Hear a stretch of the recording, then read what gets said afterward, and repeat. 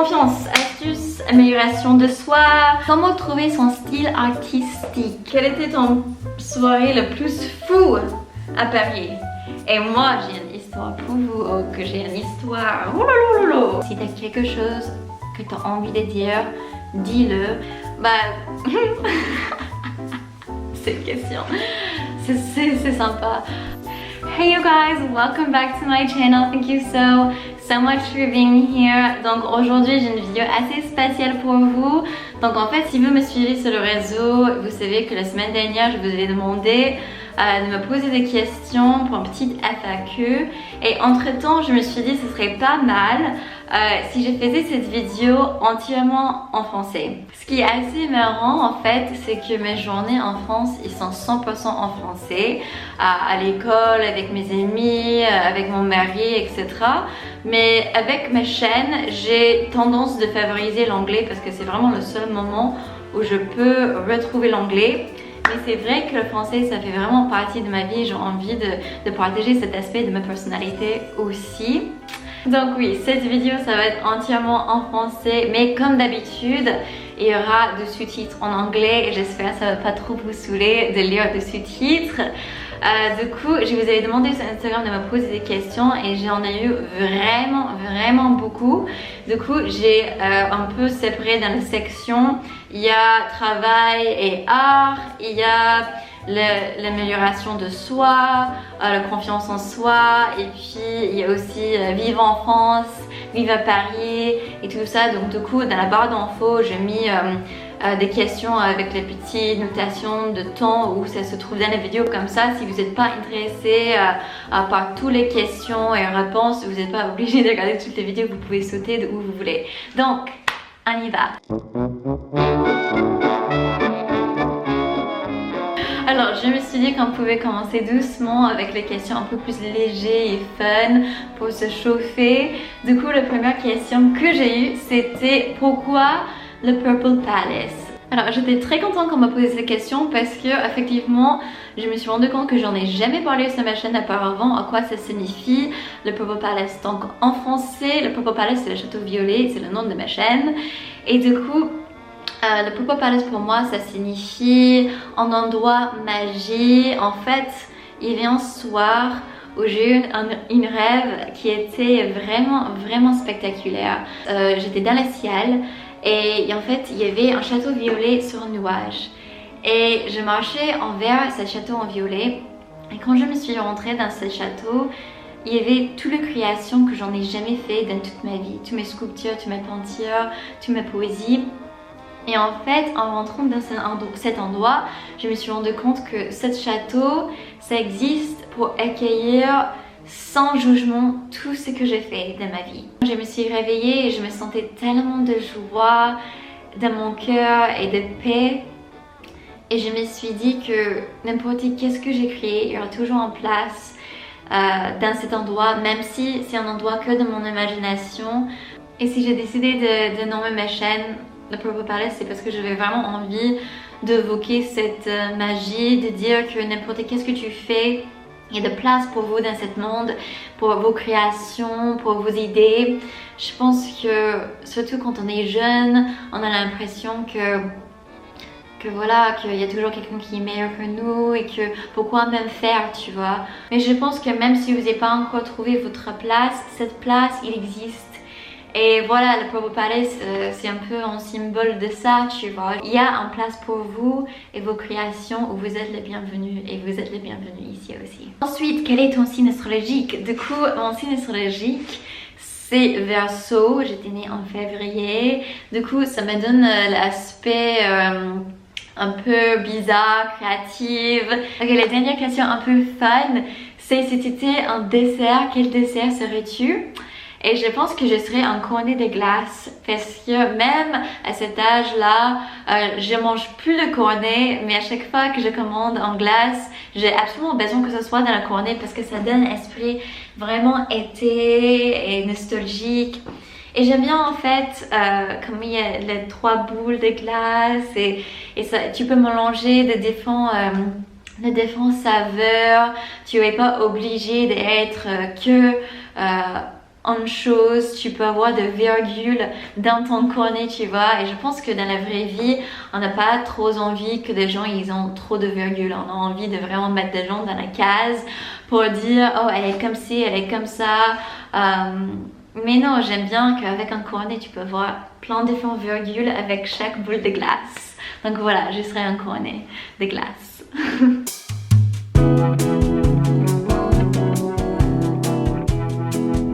Alors, comment trouver son style artistique? Donc, je pense que déjà, il faut avoir beaucoup de références. Je pense que si tu n'as qu'une référence, ça va finir par l'air trop comme de copies. Je pense qu'au minimum, il faut avoir 5 personnes qui vraiment t'inspirent. Il ne faut pas forcément qu'ils soient tous dans le même domaine. Par exemple, tu peux avoir si par exemple tu fais la peinture, tu peux avoir des gens qui t'inspirent, qui fait de la musique, peut-être t'aimes bien des gestes qu'ils font, des choses comme ça. Et je pense qu'au début, il faut pas trop te soucier à propos de quelles sont les règles, tu vois. Les règles, c'était inventé par des gens qui savent comment faire, tu vois. Et quand tu sais comment faire, tu vas jamais surmonter ça et faire quelque chose de radical, de différent, tu vois. En fait, il y a plein d'artistes qui sont ils sont que reconnus après leur décès. Et c'est parce qu'ils étaient trop avancés pour leur époque. Donc vraiment, si tu as quelque chose que tu as envie de dire, dis-le. N'écoute pas ce que tes parents disent, qu'est-ce que tes profs disent. Je pense que c'est bien à le début de touche à tout. Vraiment expérimenter, laisse-toi aller. Et si les gens disent que ce que tu fais est moche, tu dis, mais tu sais quoi? Être moche peut aussi être valide et belle et tout ça, tu vois. C'est pas juste parce que quelque chose est pas esthétiquement beau, c'est pas juste parce que toi tu vois pas la valeur en quelque chose que ça veut dire qu'il n'y a pas un endroit dans ce monde pour cet objet, pour cette création, tu vois. Wouh, je suis vraiment... La deuxième question qui va vraiment avec ça, et je vais pas parler trop pour chaque question, je sais que j'ai la tendance de un peu bavarder. Mais l'autre question c'était comment ne pas donner trop d'attention aux critiques que les gens donnent à ton art. Moi, tous les jours, je reçois les méchants commentaires, enfin méchants, on s'en fout, tu vois. Les commentaires, disons négatifs pour ce que je fais. Si ça résonne avec un tout petit groupe de personnes, t'as déjà gagné. Il faut pas essayer de plaire à tout le monde. Par exemple, moi, ce que je fais, je n'attends pas que quelqu'un qui n'a pas regardé les mêmes séries de télé que moi quand j'étais en train de grandir, qui n'a pas vécu de la même circonstance, qui a peut-être 80 ans, etc., de forcément comprendre ce que je suis en train de faire parce que ce que je fais, c'est vraiment connecté à la génération auquel je fais partie, tu vois. Donc je pense aussi quand des gens ils jettent les réflexions en mode oh c'est moche, ah c'est quoi cette matière bizarre et tout, c'est vraiment vide ce qu'il dit parce que c'est purement esthétique, tu vois. Donc maintenant quand quelqu'un me donne une critique, j'ai essayé surtout de cerner quelles sont leurs intentions. Tu vois, par exemple, si c'est un proche, un ami qui fait aussi l'art, il dit quelque chose, jamais il dirait quelque chose méchant gratuitement. Ce serait peut-être des questions qui pouvaient m'aider d'avancer dans mon travail, tu vois. Du coup, je pense que c'est ça. Je pense qu'il faut absolument essayer de voir quelles sont les intentions des gens autour de toi, même si tu estimes que les intentions sont bonnes. Ne laisse personne te guérir sur ton chemin, c'est vraiment la conviction et le désir de créer. Quelle est la meilleure et la pire chose pour être youtubeuse? Comme vous savez, à côté de mon travail artistique, je fais aussi YouTube, ce qui est génial parce que ça me permet de vraiment connecter aux autres. En tant que créative, souvent on se retrouve seul dans son atelier, 2 heures très longues, donc vraiment d'avoir l'opportunité de partager ça avec vous, c'est vraiment une grande joie pour moi. Aussi de sentir comme ce que je fais, ça pouvait peut-être aider quelqu'un, ça donne vraiment envie de continuer. Puis je dirais que la pire chose, c'est après un certain point d'avoir pas le contrôle sur le succès de ta vidéo. Par exemple, dans un travail normal, si tu es consistant et tu mets du travail dedans, tu es un peu précieux d'avoir de bons résultats et du succès. Mais avec une vidéo sur YouTube, il y a aussi cet enjeu de chance, tu vois. C'est pour ça que si tu fais YouTube, d'abord, il faut vraiment que tu fais pour toi-même. Tu vois, moi, à chaque fois que je fais un vlog, c'est quelque chose que je suis vraiment fière et que je sais que dans l'avenir, je vais pouvoir regarder en arrière et dire waouh, c'était vraiment un moment de ma vie, tu vois. Quelles sont tes sources de revenus autres que le vente de tes œuvres? Genre, comment tu gagnes tes vies? Et en fait, ça, c'était une question qui revient très souvent. Et je voulais dire déjà merci d'avoir demandé ces questions dans une façon aussi respectueuse. En fait, l'autre jour, en dessous de l'un de mes posts Instagram, j'ai eu quand même quelqu'un qui avait laissé un commentaire et tout ce que ce commentaire disait, c'était qui paye tes factures? Et j'avoue que ça m'avait vraiment agacée sur le coup parce que déjà, c'est très audacieux comme supposition que quelqu'un d'autre paye pour moi, ce qui n'est pas du tout le cas. J'ai envie de mettre ça au clair. Et puis après, je me sentais un peu mal pour la personne parce que ça montre un vrai problème de nos sociétés que quand on voit une femme avoir la réussite, que ça doit forcément être quelqu'un d'autre qui paye pour elle ou elle a été assistée, ce qui n'était pas du tout mon cas. Tu peux imaginer à quel point ça peut être agaçant quand tu travailles comme un dingue, tu as peut-être 3-4 sources de revenus, tu fais 40 à 50 heures par semaine et puis quelqu'un sans même demander genre comment tu gagnes ta vie, il juste suppose que quelqu'un d'autre paye mes factures, tu vois. Et quand j'ai dit ça à la personne, elle a dit mais j'ai vraiment j'ai des doutes, pourquoi tu vas pas assumer tes privilèges et tout. Et j'ai dit bah moi je travaille depuis l'âge de 16 ans, c'est vraiment aux États-Unis. C'est vraiment quelque chose qu'on apprend, c'est qu'il faut travailler pour ce que tu as, au moins dans le milieu où moi je grandis. J'ai eu tellement de différents boulots et puis après quand j'ai réalisé que je voulais faire là, c'est moi qui ai payé pour mon prépa artistique, pas mes parents. Je travaille tout l'été pour sauver et économiser l'argent pour pouvoir la payer. Et même jusque je commençais avec YouTube pour financer mon art aussi, j'ai travaillé à côté des autres boulots, tu vois. Maintenant, avec ce que je gagne sur YouTube et les autres sources de revenus que moi j'ai créées pour moi-même, à côté de la vente de mes œuvres, j'arrive à payer mes factures toute seule. Mes autres sources de revenus, par exemple, c'est mes boutiques vintage, tu vois. J'adore de fringues. Du coup, j'ai décidé de DIY de fringues et faire ça. Donc, ça s'ajoute à une autre source de revenus, tu vois. Grâce à YouTube, j'ai aussi trouvé un petit community qui aime beaucoup ce que je fais, qui a envie de me soutenir, qui estime que ce que je fais, ça a la valeur, tu vois. Du coup, pour cette petite groupe, j'ai fait des épisodes podcast, j'ai fait des blogs, j'ai fait des petits meet-up community, tout ça. Ça, c'est ma Patreon. Du coup, ça, c'est une autre source de revenus, tu vois. Toute cette chose avec ma YouTube, avec aussi le partenariat qui fait sens à ma chaîne. Ça c'est des choses qui me permettent à vivre et de faire ce qui me plaît vraiment, tu vois. Donc il faut juste être créative et dire qu'est-ce que j'ai à offrir qui pouvait bénéficier les gens. Dernière question pour cette section, c'est quels sont tes projets pour après l'école? Du coup, oui, j'ai une année qui me reste avant que j'aurai mes masters en art plastique. J'aimerais bien passer la cape et faire artiste à plein temps. Et du coup, pour cela, j'aimerais bien intégrer une galerie aussi à Paris. Alors attention, parce que je ne suis pas de l'avis que tout le monde a besoin d'une galerie. Je pense que si tu fais par exemple des illustrations, des choses de petits formats, la peinture, etc., tu n'as pas forcément besoin d'une galerie. Mais pour ce que moi je fais et ce que j'ai envie de continuer de faire, avec les matériaux que j'utilise, avec le format de mes sculptures, etc., je pense que avoir une galerie, ça peut être très avantageux. Surtout, ils ont un réseau internationaux. Par exemple, moi, ce que j'arrive à vendre aujourd'hui, c'est plutôt des peintures, quoi, tu vois, parce que des gens qui découvrent mon travail, c'est par ma chaîne, par exemple, ils n'ont pas forcément envie d'avoir une énorme sculpture de fraises chez eux, tu vois. Donc avoir une galerie, ça peut vraiment t'apprendre un niveau au-dessus.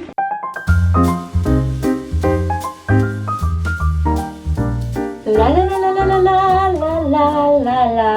Alors, avant de continuer avec notre petite FAQ, je voulais prendre un moment pour vous parler de notre sponsor d'aujourd'hui, Lingoda. Donc, comme vous savez, j'adore travailler avec eux parce que je trouve que leur manière d'enseigner les langues, c'est vraiment très efficace. Avec plus de 1000 cours en ligne aujourd'hui, ils offrent le cours de langue, mais autour de sujets qui sont très divers. Par exemple, l'art, le cinéma, la philosophie. Comme ça, vous apprenez comment être à l'aise dans nos conversations qui tournent autour de ces sujets, plutôt de vous arrêter à comment commander un café comme quoi. Vraiment, avec tout ce qui se passe dans le monde en ce moment, je trouve que cet été, c'est le moment idéal de devenir sérieux à propos de vos objectifs de langue. Et Lingoda, ils ont facilité les choses parce qu'ils offrent le cours 24 heures sur 24, n'importe où vous êtes dans le monde. Ce qui est génial avec Lingoda, c'est qu'ils offrent le cours à un prix très abordable. C'est à partir de seulement 8 € par cours. Et si vous utilisez cette code, vous pouvez bénéficier d'une réduction de 20% sur votre premier mois de cours. Et si vous n'êtes toujours pas convaincu, Lingoda a décidé d'offrir gratuitement 3 cours d'essai sur 7 jours. Comme ça, vous pouvez les tester et décider par vous-même. Pour plus d'infos sur Lingoda, je vous invite de suivre le lien dans la barre d'infos. Mais sinon, c'est parti pour la suite de notre petite FAQ. Du coup, confiance, astuces, amélioration de soi. La première question c'était comment tu as autant de confiance en toi? Et puis j'ai eu beaucoup d'autres questions comme ça, comment avoir la confiance en soi-même et tout ça. Et je pense qu'un grand parti d'avoir la confiance, c'est de te mettre dans une situation où tu es seul avec toi-même face à un obstacle. Du coup, comme je vous avais dit, je travaille depuis que je suis très jeune, depuis que j'ai 16 ans, et du coup, souvent j'étais mise dans la situation où je ne savais pas comment faire. Par exemple, quand j'étais serveuse pour la première fois, ou tu vois, des choses comme ça, où j'étais face à la situation des obstacles avec des gens avec des comportements très divers. Du coup, à chaque fois que je surmontais un obstacle, j'ai eu un peu plus de confiance en moi-même, tu vois. Un autre bon exemple de ça, c'est quand j'étais fille au père, tu vois, je connaissais personne. Ici, je parlais pas le français du tout. Le fait que j'ai survécu cette année et que c'était une bonne expérience, je voyageais et tout ça, ça aussi, ça donne la confiance. Je pense qu'il faut faire un effort conscient de passer le temps seul, de se regarder dans le miroir et être ok avec qui on est, tu vois. Et ça prend du temps. Tu vois, du coup, comme ça prend du temps, une autre astuce que j'ai entre temps, c'est une expression qu'on a en anglais, ce qui est fake it till you make it. Et du coup, fake it till you make it, c'est un mode faire genre jusqu'à ce que ça devienne la réalité. Par exemple, ma première journée à l'école en France, je connaissais personne, j'étais un peu nerveuse. Donc je me suis dit, Shayna, comment comporterais-tu aujourd'hui à l'école si tu pensais que toutes les personnes que tu rencontres, ils t'aiment et qu'ils t'acceptent pour qui tu es? Tu vois, et donc ça devient une espèce de jeu où je me suis dit en fait tout le monde m'aime, ça m'a fait rigoler, tu vois, mais à force d'avoir pensé ça, ça m'avait mis à l'aise, ça m'avait aidé à être à l'aise avec les gens. Et comme j'étais à l'aise, bah forcément les gens ils se sentaient à l'aise avec moi et ça m'avait aidé à faire des amis, tu vois. Du coup, si tu crées une nouvelle réalité positive pour toi-même et tu te dis qu'en fait aujourd'hui je vais rencontrer ces gens, ils vont m'aimer et tout, ça va avoir un effet sur ton réalité physique, tu vois, et c'est ça fake it till you make it, c'est ça faire genre jusqu'à ce que ça devienne réalité. Comment avoir le courage de recommencer sa vie à zéro quand on est tout perdu ou on a envie de changer de direction? Je pense que souvent quand on est vraiment désespéré dans la vie, quand on a la sensation qu'il n'y a rien pour nous, que vraiment ça peut pas être pire que ça, ben, c'est un bon début parce que ça veut dire que de ces points-là, on peut que avancer. Par exemple, moi, quand j'ai décidé que j'avais envie d'être vraiment sérieux à propos de l'art, faire mes études en art, etc. Oui, au début ça faisait peur parce que j'avais déjà fait quelques années d'études, j'ai dit je vais recommencer à zéro, mais maintenant aujourd'hui je suis très contente avec la vie que j'ai et j'aurais jamais pu rencontrer tout le monde que j'ai rencontré, fait des expériences tellement joyeuses de créer et de trouver ces nouveaux passions si j'avais pas décidé de me mettre hors de ma zone de confort. Est-ce que tu te sens belle même si tu n'es pas belle comparé aux standards de la société? Bah cette question. C'est sympa. Non mais je m'en fous. Je pense que la beauté, surtout, ça vient de l'intérieur et que la beauté, c'est chacun a une différente idée de ce que c'est la beauté, tu vois. Pour moi, personnellement, quand j'étais au lycée, quand j'étais au collège et tout ça, j'étais jamais les filles belles ou quoi, tu vois. J'avais un truc autre, peut-être de charisme, je sais pas, mais j'étais jamais les filles en mode mannequin qui avaient toute l'attention. J'étais surtout les filles qui étaient amies avec les plus belles filles, tu vois. Mais ça m'avait appris d'aller plus loin en moi-même, tu vois, parce que je me suis dit, ok, tu n'es pas celle qui est la plus belle, qu'est-ce que tu as d'autre? Ta créativité, ton humeur, ton joie de vivre et tout, et ça m'a permis de trouver une autre notion de la beauté. Et moi personnellement, je trouve vraiment des gens qui sont les plus belles à mes yeux sont des gens qui ont un truc un peu différent, tu vois. Que ça soit en nez un peu grand, en caractéristique un peu atypique, tu vois. Et je pense que si on n'a pas la beauté standard de tout le monde, je pense que c'est plutôt un truc positif. Parce que je pense que c'est intéressant d'avoir quelque chose d'unique. Et les gens qui décident qui est beau ou pas, bah, on s'en fout d'eux, tu vois. C'est toi qui vas décider qu'est-ce qui est belle ou pas, tu vois. Au début, quand j'étais jeune, je pensais que c'était pas très belle, que j'avais un très grand front. Et aujourd'hui, je pense que c'est mon plus grande force d'avoir un grand front, tu vois. Comme elle est magnifique cette front, tu vois. J'adore la forme, c'est comme un œuf. Je pense que ça me donne un côté royal. Tu vois que la reine Elisabeth, elle rasait sa crâne pour avoir un plus grand front. Hein. Donc oui, pour répondre à ta question, je me trouve belle toujours, même si... dans une façon, même si je me réveille et j'ai je sais pas, un mauvais mine ou quoi que ce soit, je pense qu'on peut toujours trouver la beauté. En qui on est, il faut juste changer sa perspective et tout. Donc, tu es belle. Dernière question pour cette section, c'est comment rester positive. Donc, on est nos pensées. J'ai dit ça, je vais redire.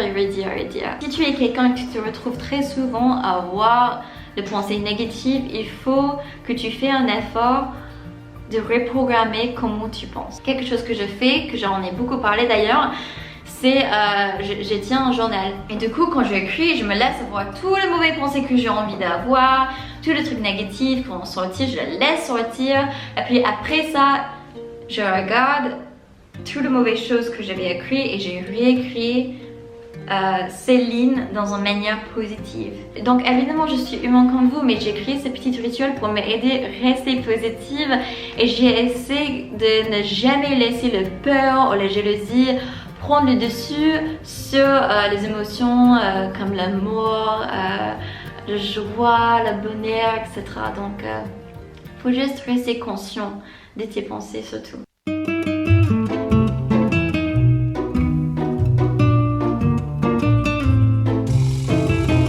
Ok, dernière section, on est tout libre. Maintenant, on va parler de français, Paris, etc. Et la première question que j'ai eue, quelle était ton soirée la plus fou à Paris? Et moi, j'ai une histoire pour vous, que j'ai une histoire. Oh là là là là. Du coup, ça c'était quand j'étais fille au père, donc j'avais 19 ans.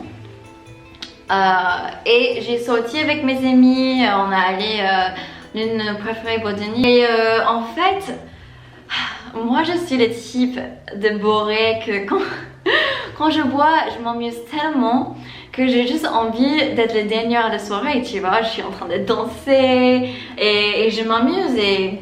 En fait, j'avais commencé, j'étais là avec mes amis, mais en fait mes amis en ce moment, ils voulaient partir.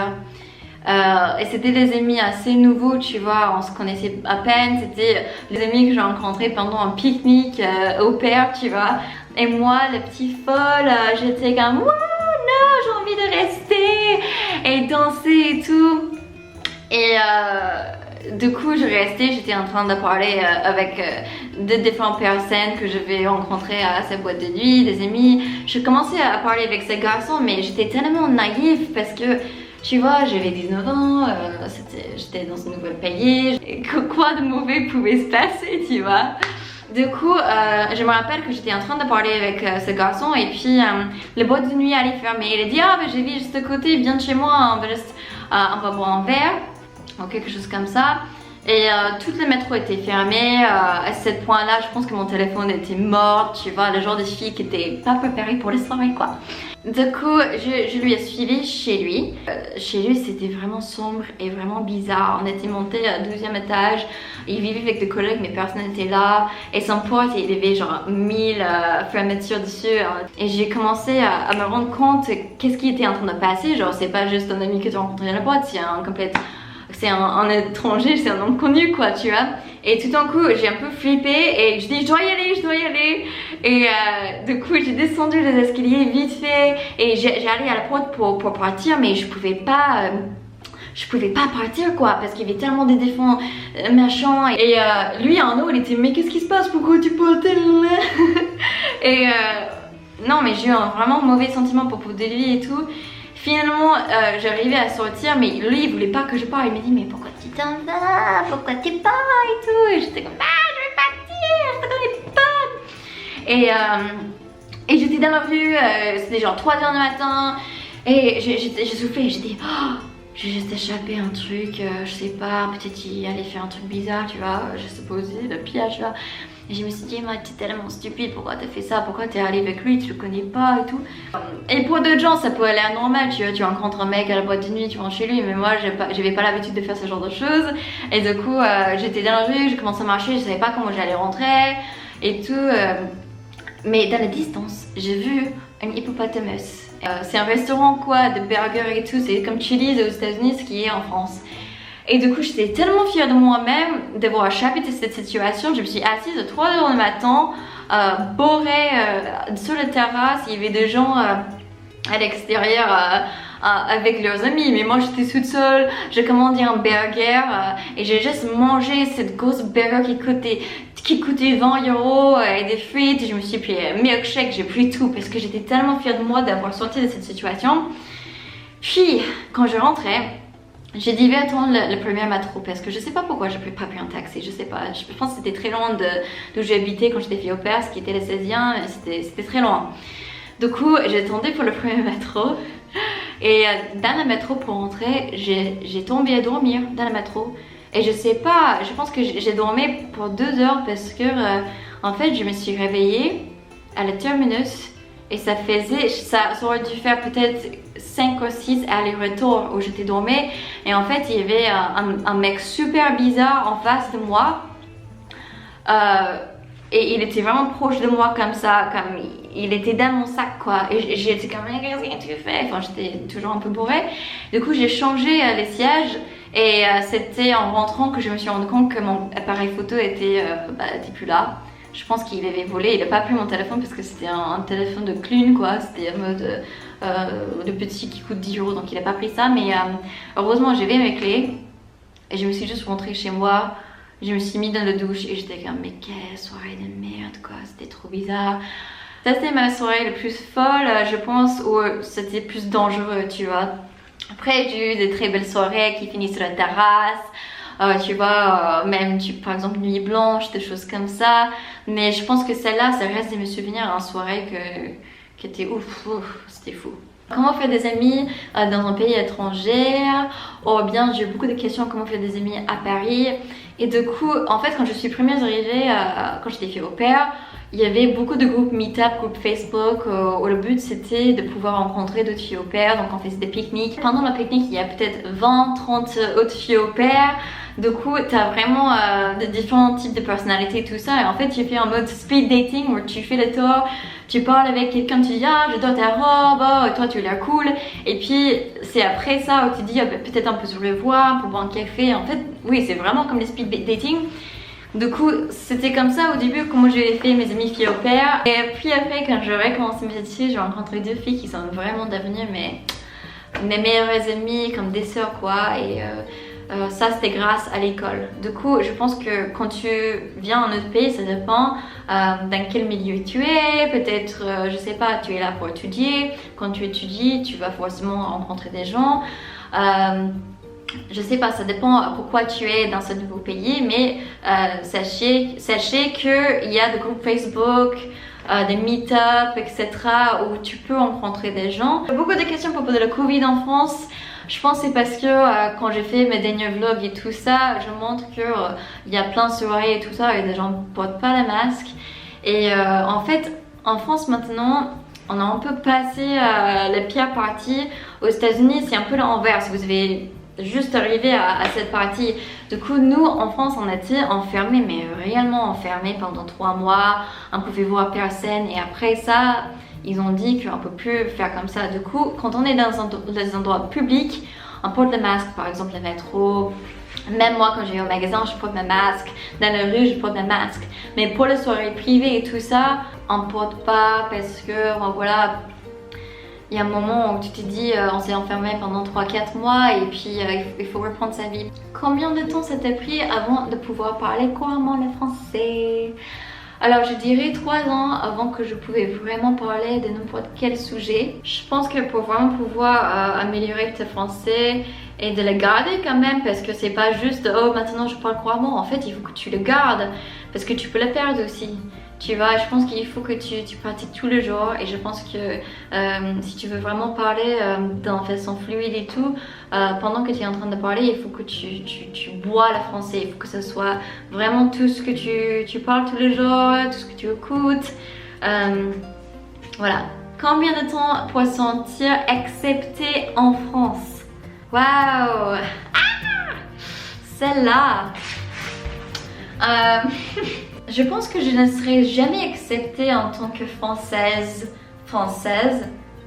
parce que je ne le suis pas, tu vois, je viens d'un autre pays, j'ai un autre parcours, autre expérience, mais je pense que c'est ma plus grande force.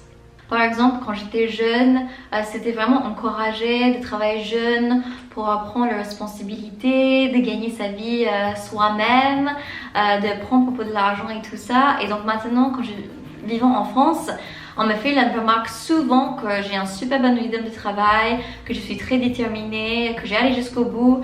Et c'est vraiment quelque chose que j'avais appris aux États-Unis parce que d'être flemmard là-bas, ce n'est vraiment pas une option, tu vois. Pas pour dire qu'on est flemmard en France, mais c'est plutôt, je pense qu'on est beaucoup plus assisté. Tu vois, et ça c'est quelque chose de bien aussi. Je pense que c'est bien de ne pas avoir peur de se retrouver dans la rue le jour du lendemain. Mais le fait d'avoir grandi avec cette espèce de ok, bah si tu gagnes pas ta vie, bah le gouvernement ne va pas t'aider, tu vois. Tu apprends que c'est vraiment important d'être indépendant. Si tu veux quelque chose, tu vas aller, tu vas aller chercher, tu vas pas avoir peur de l'air stupide. Je pense qu'en France souvent on a cette peur de l'échec, de faire une erreur et tout ça. Et ça c'est vraiment quelque chose qu'aux États-Unis on n'a vraiment pas peur, je pense, de l'échec. Et justement on m'a appris à l'école que c'est bien de faire les erreurs, de faire les échecs parce que c'est comme ça qu'on apprend. Et avec mon expérience en France, pas en école d'art parce que c'est autre chose, mais quand j'étais nounou et tout ça, j'ai vu comment les petits des fois elle s'est fait mais déchirer par sa prof parce qu'elle était appris que faire l'erreur, bah t'es bête, tu vois. Tout ça pour dire que si je suis dans un groupe de françaises, je suis toujours la petite américaine qui fait les choses différemment. Et je suis acceptée dans mon manière, tu vois. Je suis acceptée en mode étranger qui a fait sa vie en France, qui a fait l'effort d'apprendre le français et qui a vraiment intégré. Mais il y a toujours ces différences, tu vois. Du coup c'est pour ça que j'ai plein d'amis étrangers aussi. L'une de mes meilleures amies elle est coréenne et on parle souvent de la fait qu'on est différents, mais c'est vrai que je me suis rendu compte maintenant avec le recul que c'est ces petites différences qui me rendent plus fort. Et je pense que c'est pareil pour vous si vous êtes français et vous voulez aller vivre dans un autre pays étranger. J'en suis sûre qu'il y a plein de choses que tu vas emmener là-bas qu'ils n'ont pas là-bas. Bon, ça fait vraiment beaucoup déjà. Du coup, je vais terminer le FAQ ici. N'hésitez pas à vous abonner si vous avez aimé cette vidéo, si vous voulez regarder plus des vidéos que je fais. Et j'espère que tu vas passer une super belle journée, que tu vas suivre tes rêves. Et tu sais quoi? Fais quelque chose pour toi aujourd'hui. Fais quelque chose de drôle, d'amusant, aller écouter un disque que tu aimes bien, ou je sais pas, aller au cinéma, ou aller, je sais pas, voir un ami, boire un verre.